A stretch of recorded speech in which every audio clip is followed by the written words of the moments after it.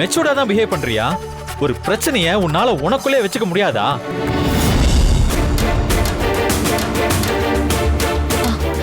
தம்பி, எதுக்கு இப்படி கத்துறீங்க? துர்கா அப்படி என்ன பண்ணா? உங்களோட வேலை டைவர்ஸ் வாங்கி கொடுக்கறதா இருக்கலாம். ஆனா துர்கா அங்க யதார்த்தமா இருந்தப்ப வந்தவங்க அவங்களோட கஷ்டத்தை இவகிட்ட பேசிருக்காங்க. அந்த நேரத்துல துர்கா என்னன்னு விசாரிச்சிருக்கா.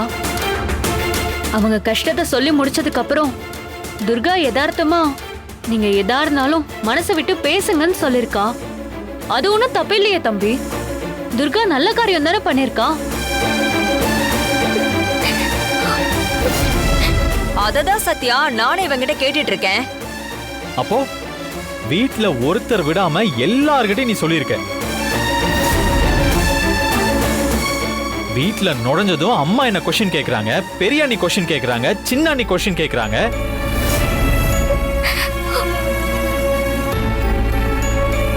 நீ எல்லார்கிட்டையும் நீ செஞ்ச தப்ப மறைச்சு என்ன தப்பானவனா சொல்லி என் மானத்தை வாங்கிட்டு இருக்க.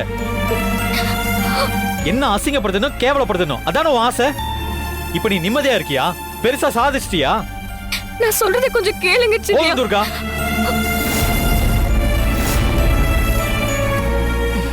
இந்த ஒரு காரணத்துக்காக தான் கல்யாணமே என் வாழ்க்கையில வேணான்னு நான் முடிவு பண்ணியிருந்தேன். டேய் பாவண்டா அவ. ஏண்டா இப்பெல்லாம் எதுக்கு எடுத்தாலும் கோவம் அதிகமா வருது உனக்கு? இதெல்லாம் ரொம்ப தப்புடா.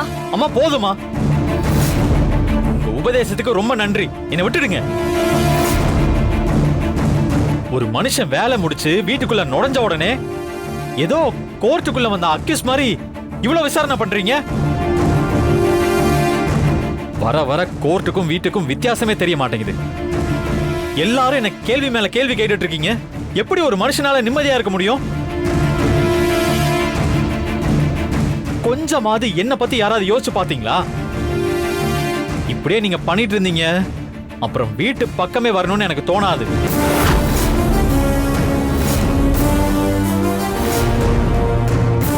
இந்த பாரு துர்கா, தயவு செஞ்சு உங்ககிட்ட கெஞ்சி கேட்கிறேன்.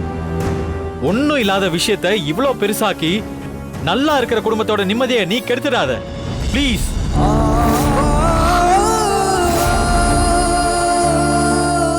தம்பி,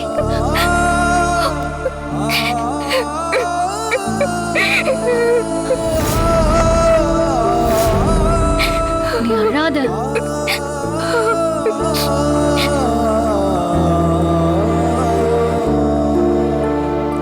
அழாத துர்கா.